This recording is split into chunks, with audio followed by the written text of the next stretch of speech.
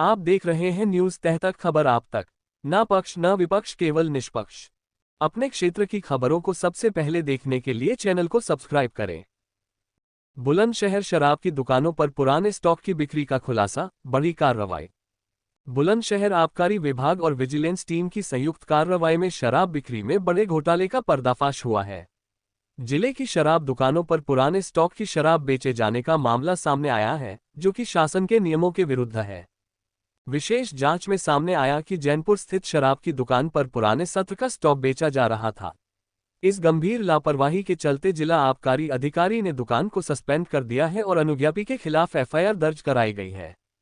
वहीं मामले में लापरवाही बरतने पर आबकारी इंस्पेक्टर संजय गुप्ता और 3 सिपाहियों के खिलाफ भी कार्रवाई की संस्तुति की गई है।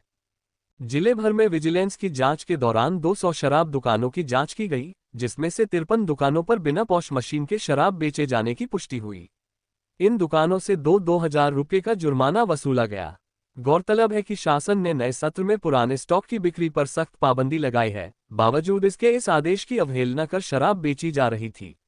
मामला सामने आने के बाद जिला प्रशासन और आबकारी विभाग में हड़कंप मच गया है। सर, एक शराब की दुकान पे पुराने स्टॉक को बेचा जा रहा था, क्या कार्रवाई आपके द्वारा की गई है?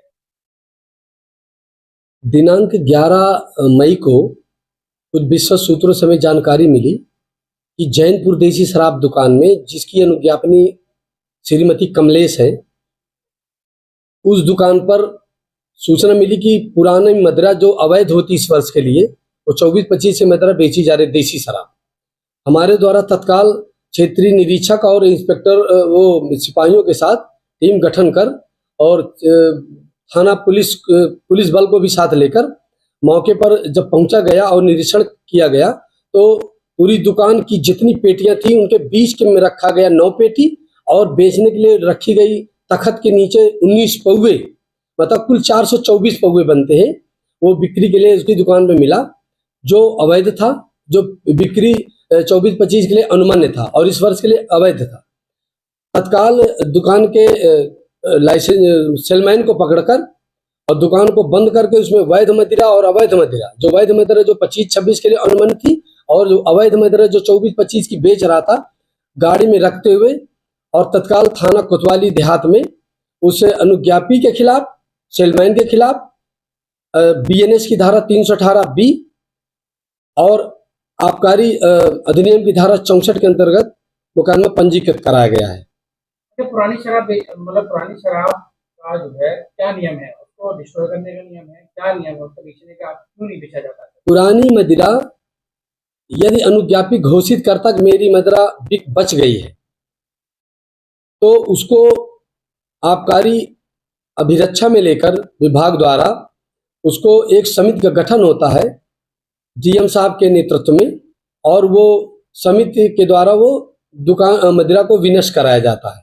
वो अगले वर्ष के लिए बिक्री के लिए अनुमान्य नहीं होते। सर, ये पर डे जो है स्टॉक का और बिक्री का पूरा मेंटेन किया जाता है रिकॉर्ड, तो ऐसे में ये कैसे संभव हो गया कि पुराना शराब बची रह गई और वो बेची जा रही? विगत वर्षों में जब दुकानें रिन्यूअल हो रही थी तो अनुज्ञापी को 5 अतिरिक्त दिन दिए जाते थे। इस साल वो नहीं दिए गए क्योंकि व्यवस्थापन ई लॉटरी से हुआ है, तो लास्ट में 1-2 दिन पहले ही बिक्री हो करके वो रजिस्टर में उसको अंकित कर देता है। ऐसा संभव है तो अनुज्ञापी ने बिक्री दिखा दिया हो और उसकी कुछ पेटी बच गई हो, जो चोरी से उसको कहीं रख के छुपा के रख देता है, और हो सकता है कि वो ऐसे ही माल रहा हो। यही संभव जो पकड़ा गया है।